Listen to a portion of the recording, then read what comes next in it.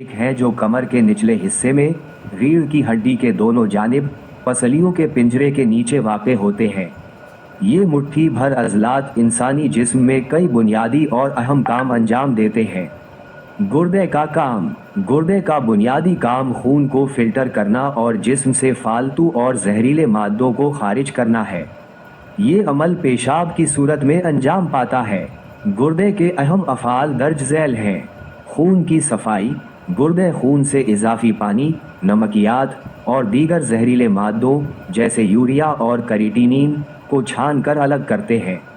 ये छने हुए मादे पेशाब के जरिए जिस्म से बाहर निकाल दिए जाते हैं। औसतन हमारे गुर्दे रोज़ाना तकरीबन 200 लीटर खून को फिल्टर करते हैं। पानी और नमकियात का तवाज़ुन। गुर्दे जिस्म में पानी और इलेक्ट्रोलाइट्स, सोडियम, पोटाशियम, कैल्शियम वगैरह का सही तवाज़ुन बरकरार रखते हैं।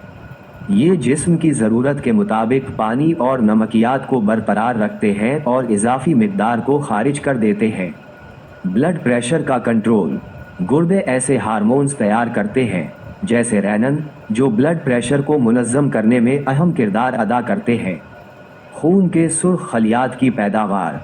गुर्दे एक हार्मोन एरिथ्रोपोइटिन पैदा करते हैं जो हड्डियों के गूदे में खून के सुर्ख खलियात की पैदावार को तहरीक देता है। गर्दों के खराब होने पर खून की कमी, अनीमिया हो सकती है। हड्डियों की सेहत। गुर्दे विटामिन डी को फ़ाल शक्ल में तब्दील करने में मदद करते हैं जो हड्डियों को मजबूत रखने और कैल्शियम को जज़्ब करने के लिए ज़रूरी है। जिस्म का तेज़ाबियत और असासियत का तवाज़ुन। पा बुलंद। गुर्दे जिस्म के पा लेवल को मुतवाज़िन रखने में मदद करते हैं ताकि जिस्म में तेज़ाबियत या असासियत ज़्यादा ना हो। गुर्दे की साख्त। हर गुर्दे में तकरीबन 10 लाख छोटे फिल्टरिंग यूनिट्स होते हैं जिन्हें नेफ्रून कहते हैं। नेफ्रून गुर्दे की बुनियादी फ़ालियती और साख्ताती इकाई है। हर नेफ्रून एक ग्लोमेरुलस ग्लोमेरुलस और एक टबूल पर मुश्तमिल होता है। ग्लोमेरुलस खून को फिल्टर करता है और ट्यूबूल में ज़रूरी मादे दोबारा खून में जज़्ब हो जाते हैं, जबकि फालतू मादे पेशाब की शक्ल में जिस्म से खारिज हो जाते हैं।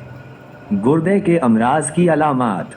गर्दों में ख़राबी की सूरत में इब्तिदाई अलामात खामोश हो सकती हैं, लेकिन कुछ आम अलामात जो गर्दों के मसाइल की निशानदही करती हैं उनमें शामिल हैं।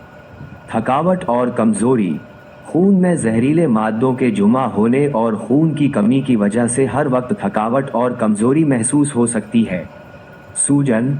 चेहरे, हाथों, पैरों और टखनों में सूजन, एडिमा हो सकती है क्योंकि गुर्दे जिस्म से इजाफी पानी को खारिज नहीं कर पाते। पेशाब में तब्दीली। पेशाब की मिकदार, तददुद, ख़ास तौर पर रात में, रंगत में तब्दीली, झागदार पेशाब या पेशाब में खून का आना। जल्द में खारिश या दाने। खून में जहरीले मादों के जुमा होने की वजह से जल्द पर खारिश, दाने या जल्द का खुश्क होना। मतली और कै। जिस्म में फालतू मादों की ज़ियादती के बायस मतली और कै का एहसास। सांस लेने में दुश्वारी।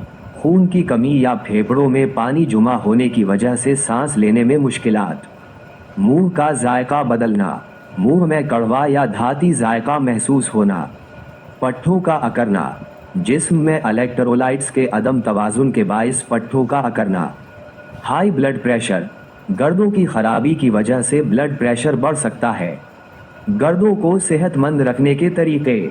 गर्दों की सेहत को बरकरार रखना मजमूई सेहत के लिए निहायत ज़रूरी है।